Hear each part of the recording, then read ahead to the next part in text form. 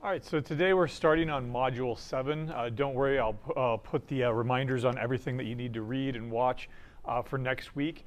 But today we'll start on this module because it's a larger module than the last one, which was just error handling. And so basically we're going to be starting to deal with arrays, which is a collection of data, right? It's really rare that you only deal with one piece of data.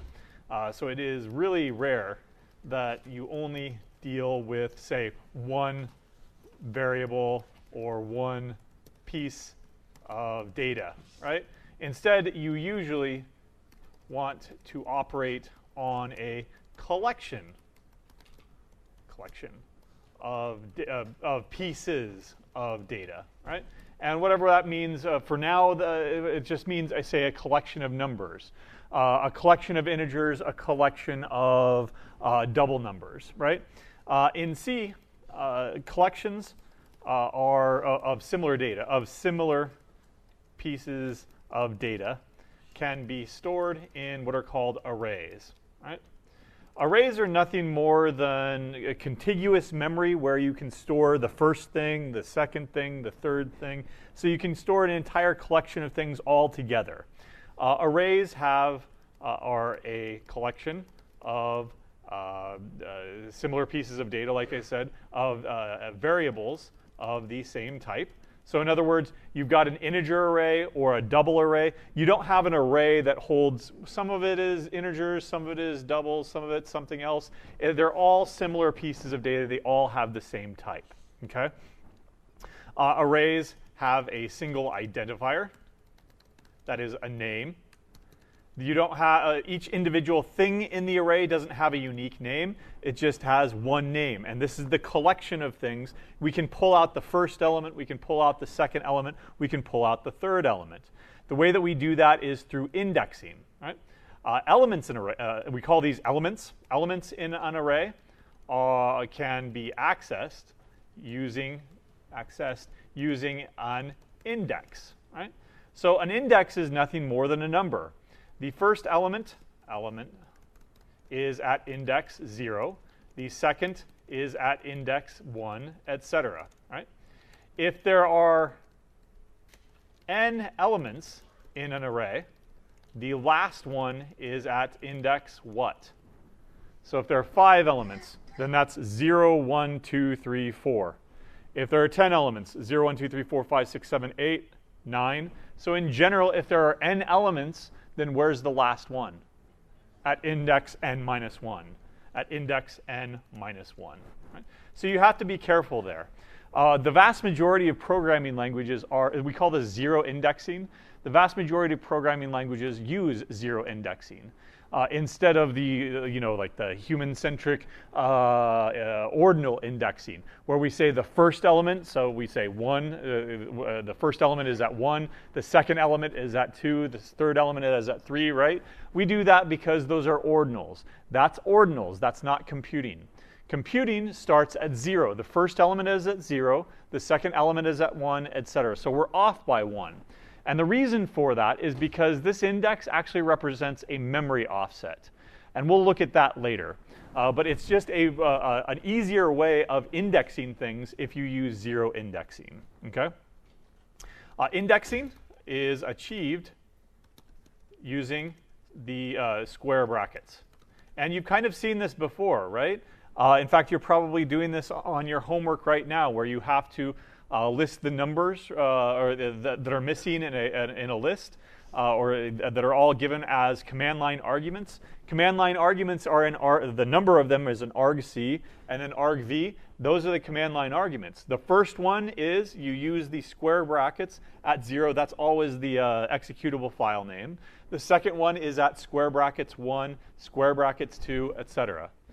So you've already seen this before using command line arguments. What we're going to do now is we're going to start using our own arrays and learning a little bit more in depth on how arrays works.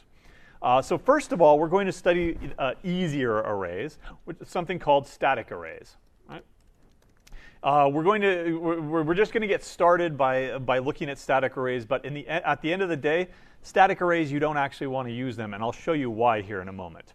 So static arrays are arrays of a fixed size that are allocated on top of the program stack. So here's the syntax. I'll just get into it, and then we'll talk about the what that means, or with consequences of declaring something on top of the program stack. So what I'm going to do is I'm going to create an array that can hold 10 integers. Right? To do that, I need to specify the type of the array, int, and the name of the array, and how big it is. Okay? This is an array declaration. Int is the type of things that are held in it, so it's an integer array. It can hold integer values. The name of the array is ARR because, well, I could call it numbers. I could call it whatever else. I could use the same identifier rules as regular old variables. Use lower camel casing as a convention, etc. Right? So my numbers or something like that. I'll just go ahead and use ARR because it's a generic name. Then I've got these square brackets. Inside those square brackets, that's not an index yet. That's a size of the array. So it can hold up to 10 elements. The index from 0, 1, 2, 3. Where's the last one in this array? 9. It's at index 9. Right? Let's go ahead and create an array that can hold, say, 20 double values. Right? How would I go about doing that? Now that we've seen the syntax for the integer array. Double. I need a different name because I can't call them both ARR. So I'll call this one numbers. Square brackets. What do I put inside the square brackets? 20. And it can hold 20. It does hold 20 values. Okay. So first of all, an observation. Right? Remind me, if I just declare int a, what value does a have? It could be 0. It could be dead beef, right? It could be some random value. Same thing with an array. Just like other uninitialized variables, the contents of an array have no default values. It could be 0. It could be dead beef.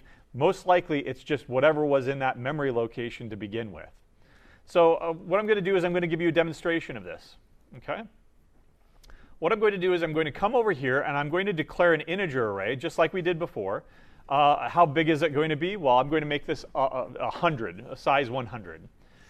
By the way, remind me, as a preview of what we're about to look at here, how many bytes are in an integer, typically? 4. So how big is this array with respect to memory? 400 bytes. That's nothing. What if I made this 1 million? Now it's 4 million bytes. How big is that? That's a little less than 4 megs. 1, 2, 3. So how big is this now? 4 meg. So I added 3 zeros if you weren't counting. So that's 1 trillion, right? Or sorry, 1 billion. 1 billion times 4, 4 billions. 4 billion bytes is roughly 4 gigabytes, right? 3 more. How big is that? 3 terabytes, et cetera, et cetera. So you have to be careful here. How big of an array can you have? I'm not going to go that far just yet, but keep that in mind. What I'm going to do is I'm going to show you that there are no default values defined for this. The way that I'm going to show you that that's true is I'm simply going to iterate over the array using a regular old for loop. For I starting at 0, I goes up to, with respect to this loop right here, what's the last value that this loop will iterate on? 99, because I've got strictly less than 100. That is a common pattern for iterating over arrays. You start at 0, you go up to 1 less than the size. So just by putting the size here and a strictly less than size here, we'll get that for you. And then, of course, you go up by 1s. Right? What I'm going to do is I'm going to print out the value, 1 to a line, ARR sub I, the ith value. And if we run this, and if you answered, well, the default value should be 0. Were you correct? Was the sometimes, yeah, sometimes. But otherwise, is there any rhyme or reason to all that stuff? It's just garbage. It was whatever was in that memory location to begin with, most likely, right? So there is no default value defined, right? All right. So once you have an array, you can set individual values using an index and the normal assignment operator. And what I mean by that is simply just, well, I want to set the first element, ARR, and we'll work with the integer array that we declared before, ARR. I'll go ahead and set the first element here to 42. ARR sub 1, that's the second element. I'll set that equal to -5, right? ARR sub 2, I'll set that equal to 50, right, etc. Actually, before, let's set it to 3.14, right? So what value ends up being here? What if I tried this with just a regular old integer? Int x is equal to 3.14. What happens to that 1.14? It gets truncated, cut off, and thrown away. It's not rounded. It is truncated and thrown off. So this ARR sub 2 has a value of 3. Right? So you've got to be careful. Let's go ahead and set the last value. Set the last value to 102. So last value equal to 102. What's the last value? Remember that I declared it up here. How big was it? 10. So where's the last value? 9. What happens here? Question mark, question mark, there we go. ARR sub 10 is equal to 5.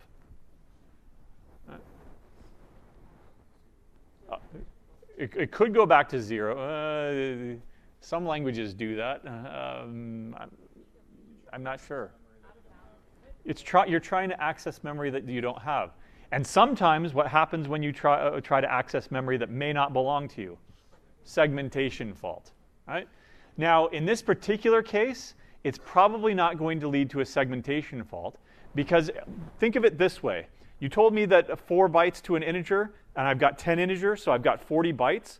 I'm only going 1 byte or 4 bytes past that. That's probably close enough that this memory does belong to me. In fact, the way that I've declared it right now, it's in the stack. If I just go up in the stack a little further, that still belongs to me. But I'm probably screwing up my own memory, right? So what happens here? We call this famously in C, it is undefined behavior. So accessing elements outside of an array is undefined behavior. Anything could happen. It may be a seg fault. It may simply screw up your own memory, right? It may not result in any bad consequences, right? You might end up getting lucky and getting away with it because nobody was using those bytes, and your memory page or whatever, those are unused bytes anyway, or something like that. So you might be able to get away with it. It might be a segmentation fault. You're rolling the dice because it's undefined behavior. What happens in this case? The C standard does not say what happens in this case. And so anything could happen in this case. In fact, there are compilers out there. I think I might have talked about it before. There's a compiler out there that for any undefined behavior, bad things happen, or intentionally happen. So if you try to access something outside your memory, and normally a segmentation fault would occur, you could have a compiler in a system that maliciously deletes all the files in the system, right, in the event of undefined behavior. And it's not meant to actually be used in practice. It's meant to illustrate that undefined behavior is bad. Don't do it. Because if anything could happen, anything might happen, and anything will happen. So you've got to be careful. There might be some consequences there, like, for example, destroying your entire hard drive or something. It won't be that dire. But it would be undefined behavior. Who knows what happens, right? You could by screwing up, I mean you are corrupting your own memory, right? Memory corruption, basically. Sometimes it leads to a bus error. Sometimes it leads to this core dump, and it's just a bunch of of numbers that are completely meaningless to you, et cetera, et cetera. All right. So let's look at some other convenient syntax. And by the way, another bad thing to do would be to try to access negative values, right? Well, that'll work. In fact, I'll show you that the compiler doesn't mind. Right? Let me go ahead and set array of 6. That's green, so it's giving me a warning, but it's still going to go ahead and let me do it. Right? Now, in this particular case, there's only a warning, and in this particular case, it didn't end up screwing anything up. I didn't see a seg fault or anything like that, but it's certainly undefined behavior. What I was doing was, here's my array in the stack. I was simply going one below it, so I was screwing up my own memory. Well, it's fine with letting you do that. Again, C is a programming language that if you ask it, if you tell it, I want to shoot myself in the foot, it'll simply just ask you, what caliber do you want, right? So, be careful. Convenient syntax. So you can initialize a static array using convenient syntax. For example, I'm going to go ahead and create an array here. Int n is equal to, I'm creating n here, which is going to be the size of my array, and int primes. I'm going to go ahead and set this equal to the first 7 primes. 2, 3, 5. Help me out here. What's the next prime? 7, 11, right? 13 and 17. Is that all 7 of them? Yep, that's the first 7 primes. Okay. So this. Oops, sorry, I forgot something. This is not just simply an integer. This is an integer array. Right? Now I could go ahead and say that this is of size 7, and this is perfectly fine syntax. What I'm doing is I'm telling the compiler, I want to create an array of size 7, and I want you, when you load up the program, I want you to immediately assign these following values to it. It's a comma delimited list put inside curly brackets here, ended with a semicolon. But compilers are dumb, but they have a little bit of smartness. This little bit of smartness means that they can actually count. A compiler can go through and see, okay, there's 1, 2, 3, 4, 5, 6, 7. Okay, I know how big of an array you need by simply counting up the number of elements in there. You don't have to put the 7 in there explicitly. So this is something that we call elision. So here's your 50-cent word of the day. In regular old language, does anybody know what elision is? E-L-I-S-I-O-N, I think it is? Elision. No? All right, I'll give you an example. So maybe you had lunch today. I would ask you, did you eat? What did I just ask you? A question, right? But did you eat? Did ya eat? Now, what's the real English there? Did you eat? All right, what did I do? I elided it. I ran it all together to say it faster, right? Now, to a native speaker, anybody could figure out what you're trying to say, but it's actually difficult for somebody who's not a native speaker to hear those things.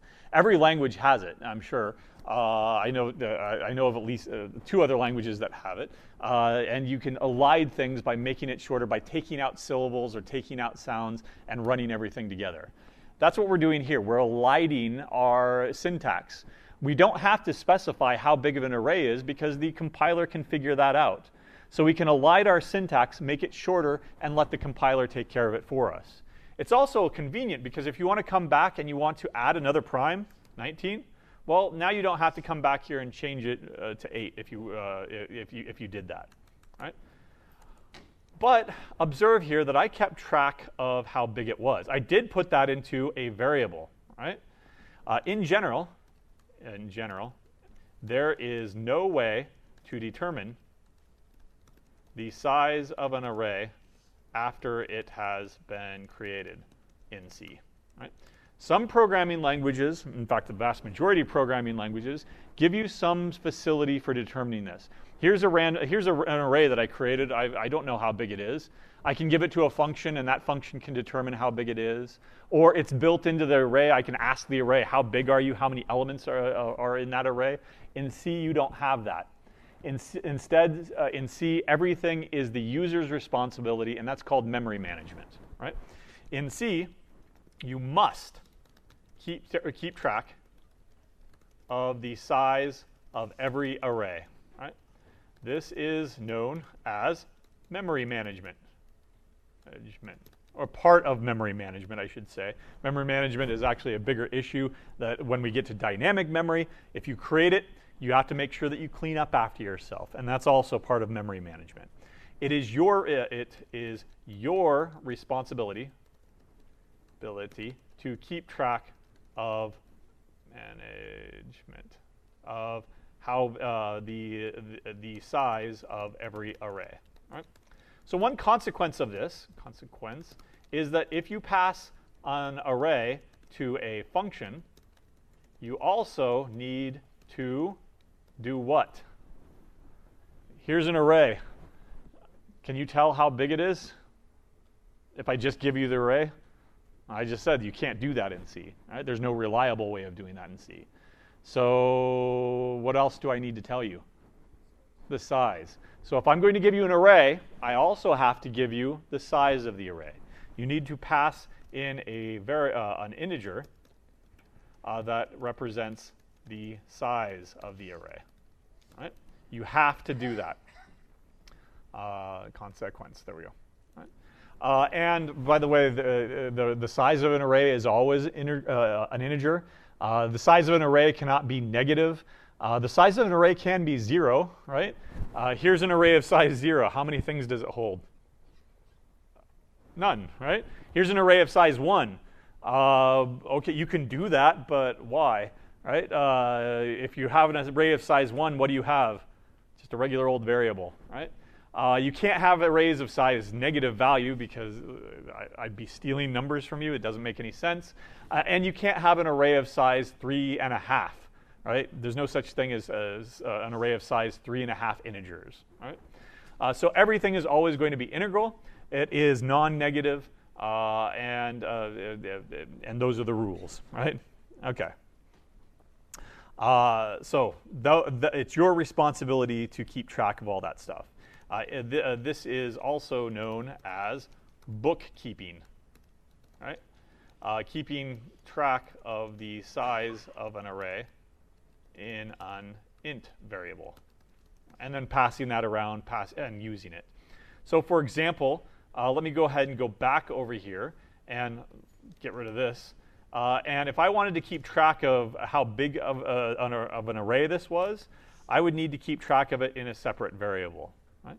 And if I do that, instead of hard coding this all over hard coding 100 all over the place, I could change it to n over here. And now I get the exact same behavior as before. Well, not exactly the same behavior as before. You'll note that I'm getting different numbers. Why? Well, because there are no default values. So what I want to do is I want to go ahead and set these. Instead of printing them out, let's go ahead and set, here, I'll do it in 2 passes here. Let's go ahead and iterate over them and set their values. ARR sub I is equal to, well, I could set them all to 42. What would that look like? Lots of 42s there. Let's go ahead and set it, though, to I times 10.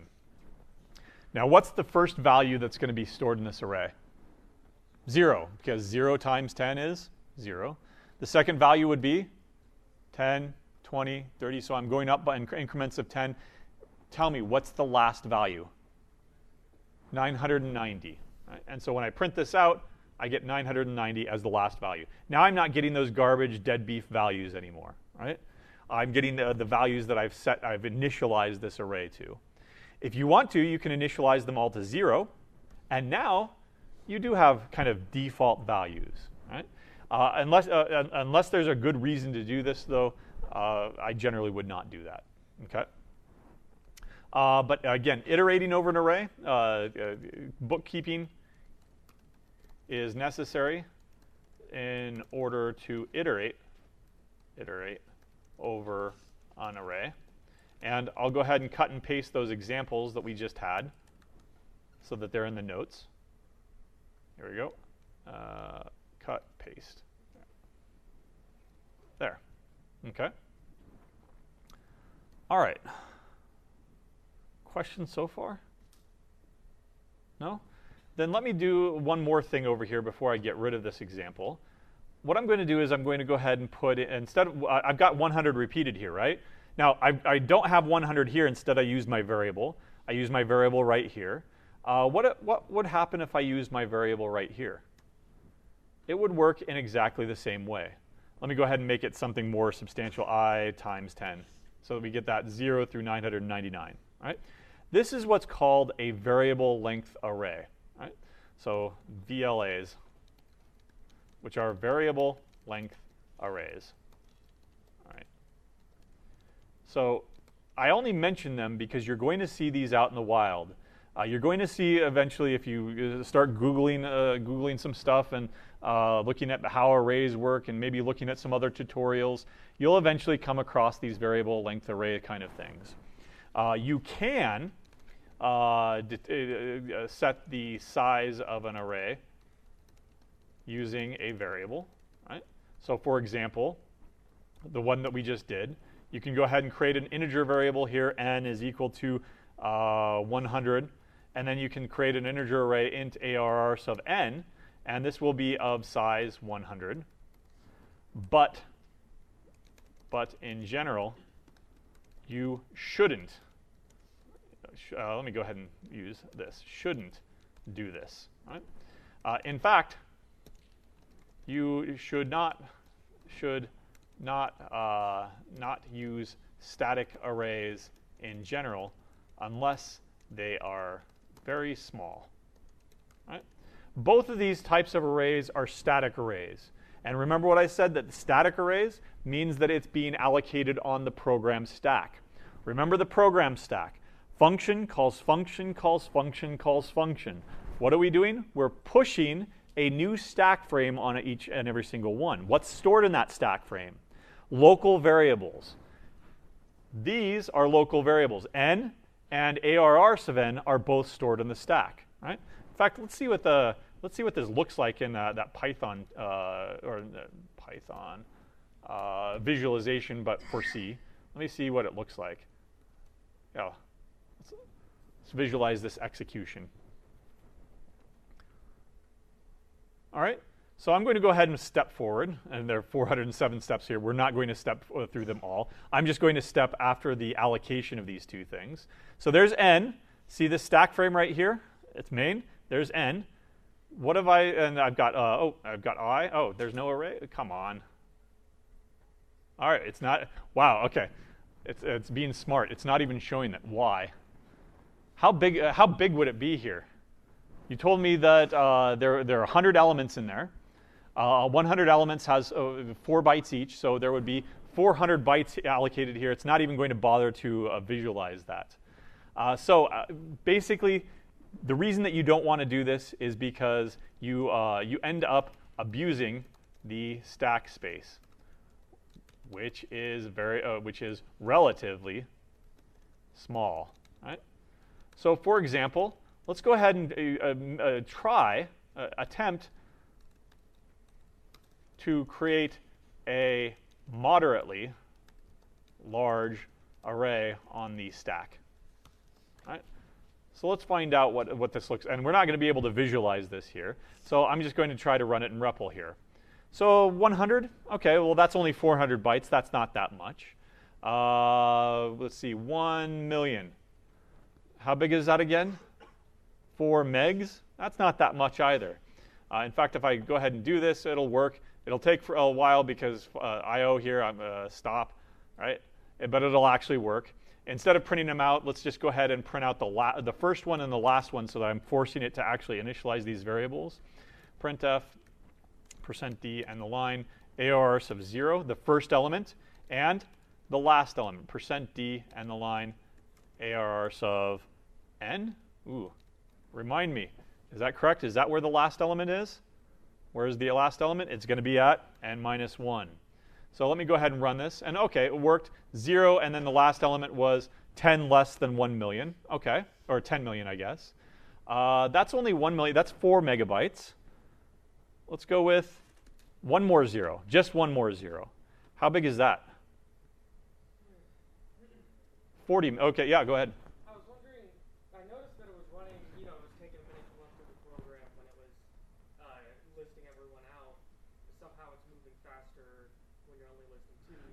The initialization is nothing, but input-output is very expensive and computationally, and so it was going to take a long time to actually print all that stuff out.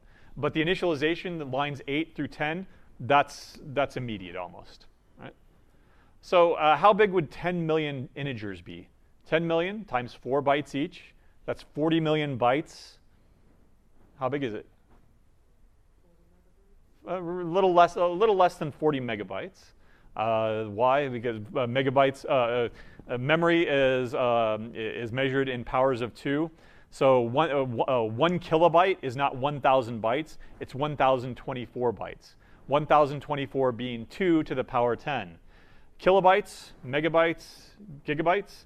Then you have 2 to the 10, 2 to the 20, 2 to the 30, and so it's in powers by powers of 2 rather than powers of 10. So this is slightly less than 40 megabytes. What do you think is going to happen here? Visualize this. Here's my program stack, right? And I've created 40 megabytes on top of it, right? Can you remember when I showed you function, calling function, calling function, calling function, and we went all the way up to the stack? What happens if you have a really tall stack of dishes? What tends to happen? It tends to topple. Why? Because you've got a stack and it's full, and you try to put one more dish on top. What was that called? Stack Overflow, right? And that's where that website gets its name. So what do you think is going to happen here? Is a stack going to be able to handle 40 megabytes? Nope. Exited with a segmentation fault. Segmentation fault was me accessing memory that doesn't belong to me. Because typically a stack is only going to be measured in, say, 4 megabytes, 8, I think on CSE the default is 8 megabytes, and you were trying to allocate 40 megabytes. You were abusing the stack space, or I was abusing the stack space here, right? Don't do that. Don't abuse the stack space. The stack space is small, and there's a reason that it's small. It's because it's for your program making function calls and storing local variables. Instead, if you need to store 40 megabytes of data, you need dynamic arrays instead. So static arrays, variable length arrays, don't do it. You're abusing the stack, right? So an alternative, dynamic arrays, right? So as an alternative, use dynamic arrays. So in this context, arrays or static and dynamic are antonyms of each other. They're the opposite of each other if you want to look at it that way. What are our dynamic arrays? Dynamic arrays are arrays that are allocated on the program heap instead of the program stack. Right? So we haven't talked about the heap, but if I go, I already closed it. If you remember that visualization had a stack, and then over here it had a heap and it was empty. Right? We had not allocated anything on the heap yet. In general, the heap is a larger but less well-organized chunk of memory. Right? And you kind of get the idea from the names themselves. If you've got a stack of dishes, if you visualize that, it's kind of ordered, right?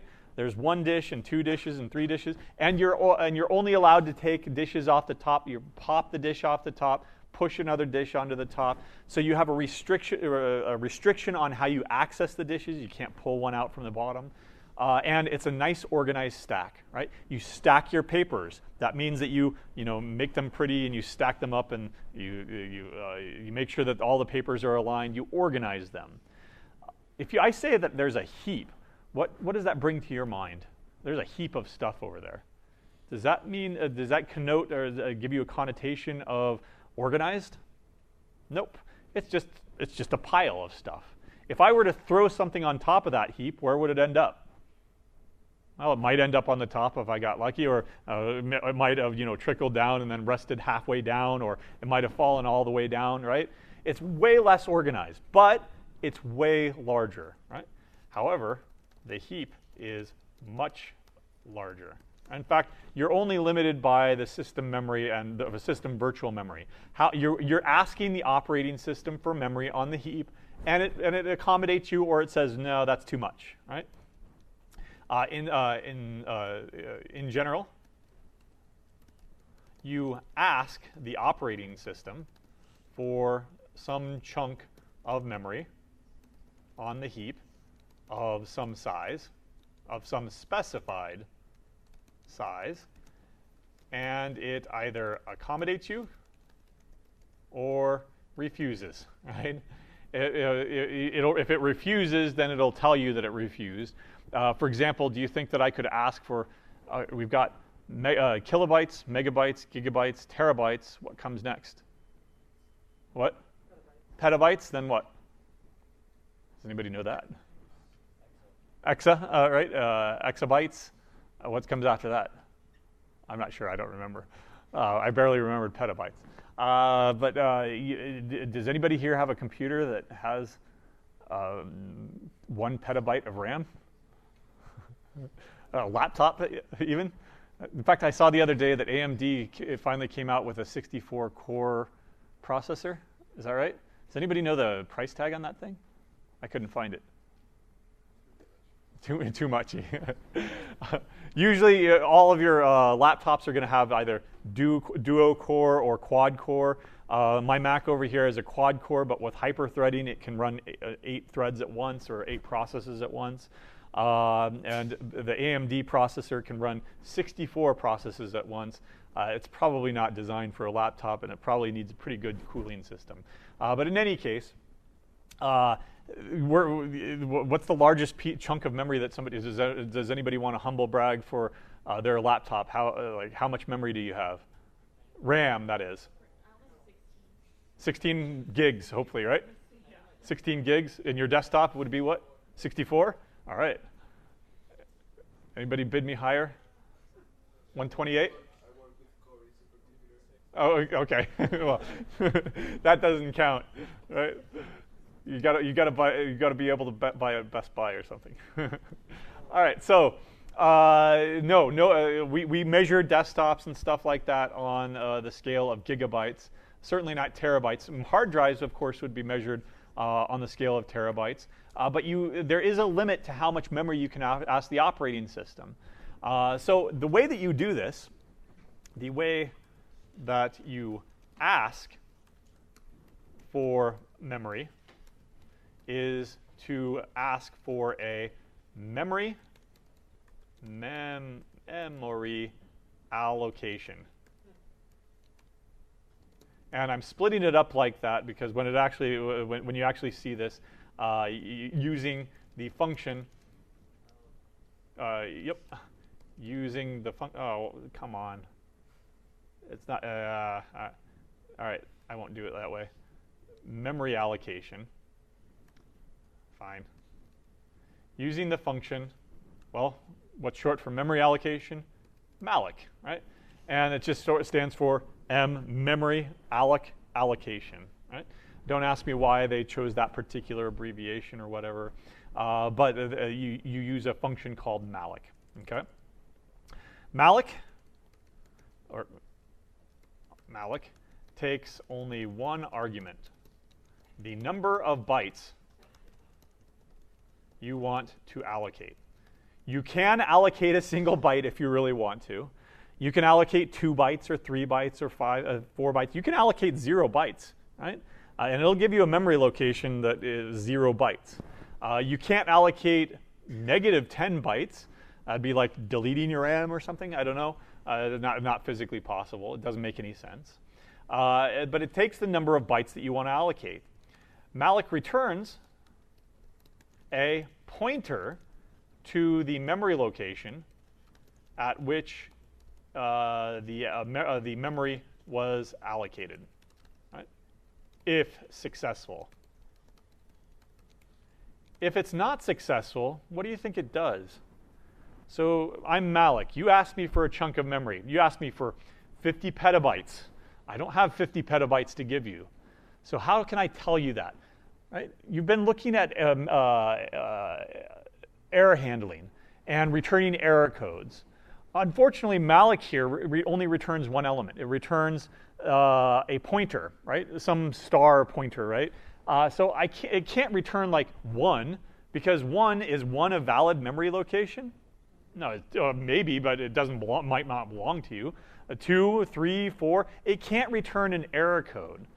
So instead, in the context of pointers, what kind of a pointer would indicate that, no, I was not able to allocate those 50 petabytes? Null, right? It returns null. Malloc will return null if it was unsuccessful, right? So let's go ahead and go over here, and I'll give you a demonstration of this. This didn't work, right? And I'm going to go ahead and get rid of this for loop here and manually assign these. ARR sub 0 is equal to 42. ARR sub n minus 1 is going to be equal to, I don't know, 102. And then I'll show you that they actually get printed out over here, okay? And this was what, 10 million? 1, 2, 3, 1, 2, 3, yep, 10 million. 10 million integers. You can't do it on the heap, right? Or you can't do it on the stack. Instead, you need to call Malloc. Oops, Malloc. Right? Now, how many bytes am I going to want? So there's 10 million integers. One integer takes 4 bytes, so a total of 40 million bytes. Malloc is going to return that, okay? Now, here's a preview. I'll talk about what I'm doing here in a second. ARR is equal to int star Malloc. All right, there. I've asked Malloc for 40 million bytes. I'm going to be treating it as 10 million integers, setting the first one to 42, setting the last one to 102, and then printing them out. Remember, when this was a static array, this did not work. But now, it does work because it's a dynamic array. And it was really fast, too, because, yeah, here's 40 bytes, 40 megabytes. 40 megabytes is nothing. Let's see what the limit is. In fact, I'm going to change this. I'm going to say 4 times n, so that I don't have to change 2 things at once. Let's see how far we can go. 10 million, 100 million. That would be 400 megabytes. Works. 4 gigabytes. Oh, OK. I was not able to get 4 gigabytes. Well, no, sorry. Something else is happening here. What's happening here? That's way too big for an integer. So I've got overflow. So what was I actually asking for? A negative amount of memory, which, of course, is a segmentation fault. You can't ask for negative 50 bytes, right? So let me go ahead and change this, try to change this to a long, and change this back to what did I want? 100 million. So this is 1 million, 100 million. That's 400 megabytes, right? And it worked. 400 megabytes, 4 gigabytes, right? Let's go all the way up to terabytes. 1, 2, 3. 4 terabytes. OK, there, I reached the limit. And then you, of course, can go down. Well, can you give me 400 gigabytes? Nope. Can you give me 40 gigabytes? Nope. Can you give me 4 gigabytes? Yep. OK, so there's some limit to the system memory. And actually, there's probably more memory on here that you can grab because it actually uses virtual memory. So these are just the limits placed on this system. I mean, if you go over to a different system with different limits, you might be able to get more memory out of it. But the point is, it's much larger. And you can support much larger pieces of data. Okay? So more details. Right? So Malloc actually returns a generic void pointer. Right? What I'm going to do is I'm going to look up the man pages on Malloc, right, and see what it actually looks like. Man Malloc. Okay. So ignore everything else. There's also calloc, realloc, and a couple of other things. Realloc F, valloc, et cetera, et cetera. We're only going to play around with Malloc. If you really want to, you can go ahead and use calloc. What calloc does is I believe that it not only allocates memory, but it goes through and resets everything to 0 for you. Realloc is a reallocation. So if you've got a chunk of memory already and you want to increase its size or decrease its size, you can try it. but of course you're limited by, now you're not only limited by the total amount, you're also limited about, I've got 40 megabytes here, and I've got another chunk of 40 megabytes over here. Can I expand it out and run into this other memory over here? No. So that's why I only really cover Malloc, okay? But what does it look like? It looks like this, okay? So example, or here's the actual signature is going to be this thing. And I'll put it all in one line here. There we go. So what is that thing right there? Void star. Right? What is void star? Well, what is int star A? What is that thing? This is a pointer to a integer. Double star B. This is a pointer to a double. All right. So what is a void pointer C? What is this? It's a generic pointer. So A can or should point to a memory location that stores an integer, 4 bytes. B points to a memory location that can or should point to a memory location that stores 8 bytes. What does C point to?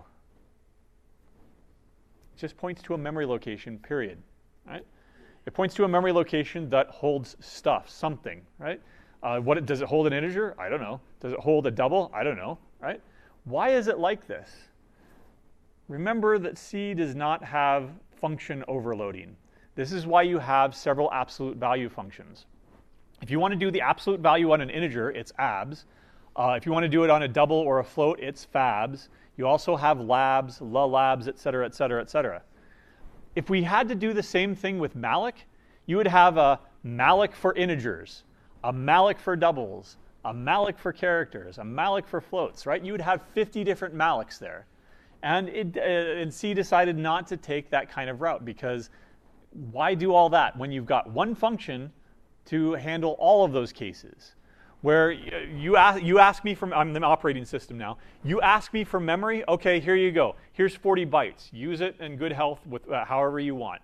You want to fill it with 10 million integers? Go ahead. You want to fill it with only 5 million doubles? That's your business. I was just able to allocate the memory and give it back to you. Okay? So the reason that we have the reason that it uses a generic void pointer is that this means that there are not dozens of different Malloc functions. There is only one that returns a chunk of memory, right? It is your responsibility to use this memory for whatever purpose you have, right? Use it as an array of integers, or use it as an array of doubles, or use it as an array of characters, which is the next module, strings, et cetera, right? You don't have to have a Malloc for doubles, a Malloc for integers. You just have one Malloc, and it returns a generic void pointer. In general, the way that you do this is by typecasting, right? You cast the returned generic void pointer into the pointer type you want, right? So for example, let me come down here and continue to build on this. If I want an array of integers, I'll call Malloc, right? And Malloc, and I'll give it whatever I want in here, however many you want, and I will typecast it. This returns a generic void pointer. If I leave it alone, right, it's what's it pointing to? Does it point to a memory location that stores an integer? Does it point to a memory location that stores a double? It just points to a memory location, a memory address. So what I want to do is I want to force that memory address to become, in my program at least, a memory address for integers. Or if I want to do this for doubles, numbers is equal to typecast it into double star, right? Double is a pointer to a double, okay? Now, at this point, you might be thinking, well, wait a second. When we introduced pointers were pointing to only one thing, right? This integer pointer was pointing to that integer over there that held 42. And this double pointer was pointing to that double over there that held 3.14. How can a pointer point to a collection of integers? It doesn't. It only points to the beginning of the collection. Right? Your indexing is what is doing an offset to get to the others. So ARR at this point, that is a memory location, and it's pointing to the first one, the 0th element. This is why we use 0 indexing, because where is the first element? It's at index 0. Now to get to the next element, the element at index 1, then you're taking this memory location and you're offsetting it by 1 to get to the next one. You're taking this memory location and offsetting it by 2 to get to the third one. You're offsetting it by 1, 2, 3, 4, 5, or however many you want to get to the ith one. Well, to get to the first one, do I need to jump anywhere? Nope, it's right there. That's the first one. On Monday, I'll visualize that for you. Okay, but that's the understanding for now. Okay. All right. In addition, oops, why is this not closing anything? Oh well. It was good up to this point. I don't know why it's garbaging out on me. What if I do this? Nope. Okay. So, no? All right, fine. So that's typecasting. In general, you don't hard code the value or the number of bytes you want to use with Malloc. Yeah, go ahead. Up there you defined a pointer called basically array. Oh, here? Yeah, okay. But you didn't define the array itself. Did you need to do that afterwards? No, the array is defined. So here, I'll go ahead and build on this before we move on here. After successful allocation, you can use an array from Malloc like any other, like a static array, using regular old indexing. Right? So for example, I've created the array on line 119. ARR sub 0 is equal to 42. Right? ARR sub 1 is equal to 102, etc. So once I've created it, I can treat it like a regular array, and you just index things. Now, if you go beyond the bounds, you are more likely to have a segmentation fault now, because you've allocated this on the heap, and you're much more likely to run into memory that doesn't belong to you on the heap than you are in the stack. In the stack, you'll just screw up your own memory, and yeah, go ahead and do that all you want. It's your memory; you can do with it what you want. But over here in the heap, going beyond the limit of your array, that's a much higher probability that that's not your memory, or the memory that doesn't belong to your program, I should say. Right? So after successful allocation, you can use an array from Malloc like any static array. In general, however, you don't want to hard code the number of bytes that you want from Malloc. Right? So some systems, an integer may be only 2 bytes. Some it may be 4 or 3 or 8, etc. Right? You can't. You want to make your code portable. In other words, if you write code that works on an embedded system where, for some reason, the integer is only 2 bytes instead of the normal 4, the C standard dictates that integers only have to be at least 2 bytes. So you might get some weird systems on which it's 2 or 3 or 5 for some reason, weird reason. But it might be something else, right? So you don't want to hard code that. You don't want to say, I want 100 integers, so 100 times 4, that give me 400 bytes. Then if you take that to another system on which it's only 2 bytes, you're asking for way too much memory. Or on a system that's 8 bytes, you're not asking for enough memory. So what you want to do is you can use the macro size of to determine how many bytes a certain type takes on that particular system. Okay. Now for this, since it's not code, it's not highlighting code anymore, I'm going to come over here and change this. I'm not going to ask for that much anymore. I'll only ask for 100 here. But you don't want to hard code this to 4 because it's not always the case that an integer an integer is going to take 4 bytes. Sometimes it might take 2 bytes. Sometimes it might take 3 bytes, etc. So what I want to do is I want to change this to something that is portable. Size of an int. Let me give myself some more room here so that you see it all. Size of int, on this system, that might return 4. And so I'll get 4 times n, you get 400 bytes. On a different, if I take the same exact code, port it over to an embedded system on which it's only 2, size of will return 2 instead, and then 2 times 100, 200 bytes. I don't need to change my code at all because I've used this general macro that tells me how many bytes an integer requires on that system. How would it look for, say, a double array? Numbers is equal to a call to Malloc. How many bytes do you want if you want n doubles? N times size of int. Is that compatible with that? If I want 400 doubles, then that's 400 times 8. That's 3,200 bytes, or whatever it might be. Or, sorry. If I want 100 doubles, that's going to be 800 bytes.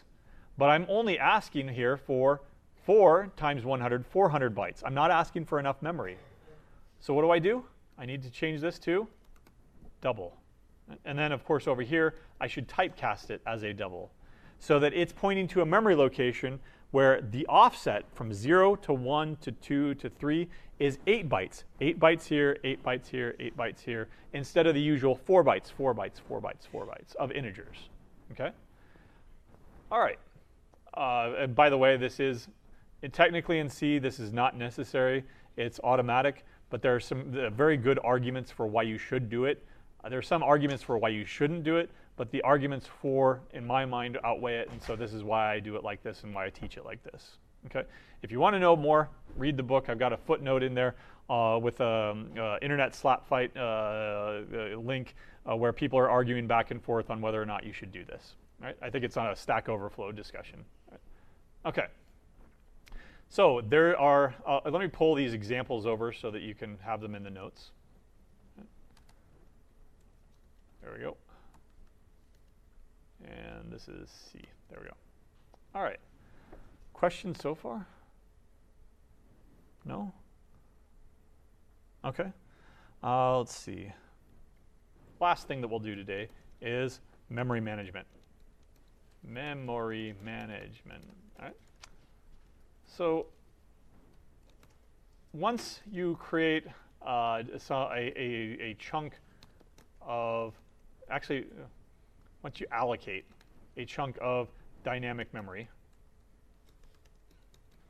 I don't want to say that you can create memory because you can't create memory. I mean, you could build a factory that builds chips and now you're creating memory. But can you create memory on a computer once the computer's built? No, you can build some more chips and plug those chips in, and that's creating memory. You can't, I think you can go to downloadmoreram.com or something as a joke. You can't create memory, though. So I changed my wording here to once you allocate a chunk of memory, a chunk of dynamic memory, and are done using it, you need to clean up after yourself. Right? If you just start creating, give me some more memory, give me some more memory, give me some more memory, you're a memory hog, right?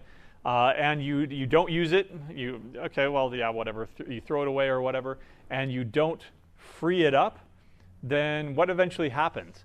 Give me 50 megs, give me 50 megs, give me 50 more megs, keep giving me megs, keep giving me megs, or keep giving me gigabytes. What's going to eventually happen? Eventually run out of memory. Right? At which point the operating system will say no more, it cuts you off and says you can't have any more memory, and the program dies or Malloc starts to return null. Right? That's what's called a memory leak. Failure to clean up after yourself may result in a memory leak. Now, you're not literally leaking memory out of the computer because, again, you're not creating memory, you're not destroying memory. The only way that you can destroy memory is by taking a hammer to your computer. Have you seen the, I forget what they're called, the USB bombs? What are they called? They're fake USB sticks oh, hey, I found this USB stick on the ground. Hey, free memory, right?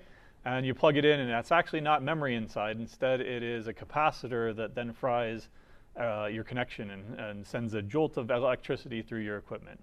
Nobody seen these things? No? Okay. Oh, you have. What are they called? I forget. You can order them off the internet.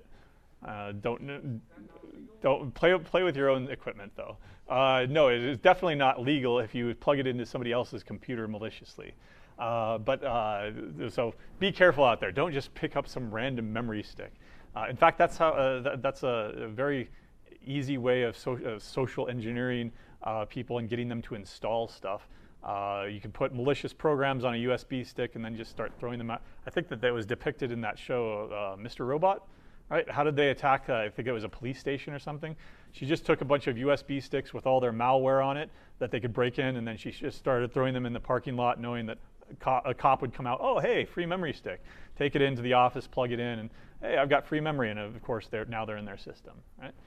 That's one of the an easy way of getting into other people's stuff. Right? So don't just take rando memory sticks and start using them. Right? Buy your own memory sticks at Best Buy or something, and then cross your hands and hope that there's not some Chinese or Russian malware sitting on there. Right? So failure to clean up after yourself may result in a memory leak, eventually leading to a program failure. Right? When you've run out of memory. Or at the very least, you could start, fewer and fewer resources means that your computer starts getting slower and slower and slower because memory can't be allocated to other programs. This famously happens in a lot of web browsers where long-living programs, the programs that every program that you've done right now is ephemeral, meaning that it executes in a matter of milliseconds and then it dies. But a text editor or a web browser, right? You leave those things open for hours at a time. Open up a new tab, close it. Open up another new tab, you close it. What if your browser didn't allocate or clean up after itself every time you close that tab? It's grabbing and holding on to that memory, and eventually the browser grinds to a halt, takes the entire system down with it. Okay, so those are the effects. Those are the consequences of having a memory leak, right, like this. To clean up memory, use the free, or you free it up. You free it up using the free function. Right? Simply pass in the pointer to the memory you want to deallocate. Right? There is no dealloc or anything like that. It's just free. Free it up. You're freeing it up and giving it back to the operating system or back to your own program space so that it can be reallocated somewhere else. Okay. As an example, again, say that we've got those examples from before where I've got ARR and numbers. You can free up the integer array using free, and I called it ARR. You can free up the numbers array just by simply saying free numbers. Right? Now, you've got to be careful here. Attempts to access the contents of freed memory are undefined behavior. Right? Anything could happen. Segmentation fault.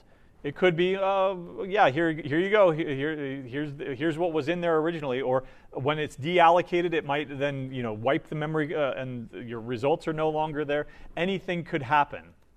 Attempts to free already freed memory, this memory called double freeing, right? Not double as in the type of integer double, but you're doing it twice. You're free and then free it again. Are also undefined behavior. Right? Freeing memory that doesn't belong to you is undefined behavior.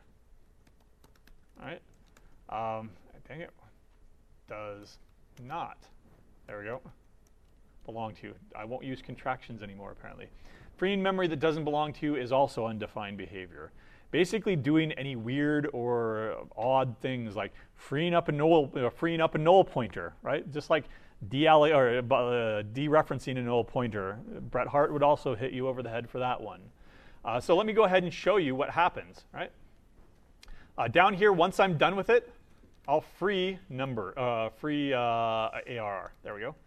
Let me go ahead and try to access it. Access the first one and set it equal to 52 instead. What are you complaining about? Fine. Where is it? Where is it? It's in the standard library. All right, there we go. And now it's happy.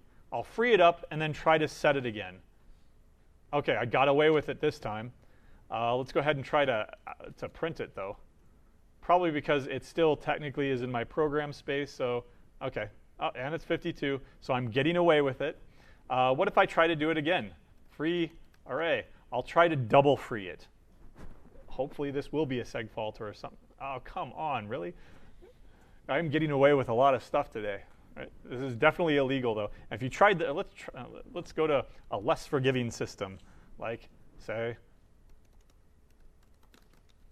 CSE. Foo already exists. And, oh, dang it. No. I need to select the entire program. All right. Everything. Let's see if I can get away with it on CSE. Probably not. There, finally. All right. It core dumped. And it came up with this, incomprehensible crap, except for up here. What did I try to do? I tried to double free or corrupt memory. The operating system in this case was less forgiving. It detected that I was trying to do this, and it killed my program with this kind of message. So anytime you see this, hey, double free, I'm probably trying to free something that doesn't belong to me, or that was already freed, or that I tried to access something after the fact. I got away with that here too, by the way. Right? So be careful. You need to make sure that you are good stewards of your resources. Failure to free up and clean up after yourself will eventually lead to memory leaks, will eventually lead to a system halt. You'll do this actually in lab next week. Lab 7, we have an intentional memory leak program that you'll run on CSE. You'll keep running it and see how long you can go before the CSE finally kills it because it's run out of memory. And then you'll clean that memory up, clean that up by freeing it. Okay? So be careful. You've got to be good stewards of your resources. Make sure that you're cleaning up after yourself, and make sure that you're cleaning up properly after yourself. Okay?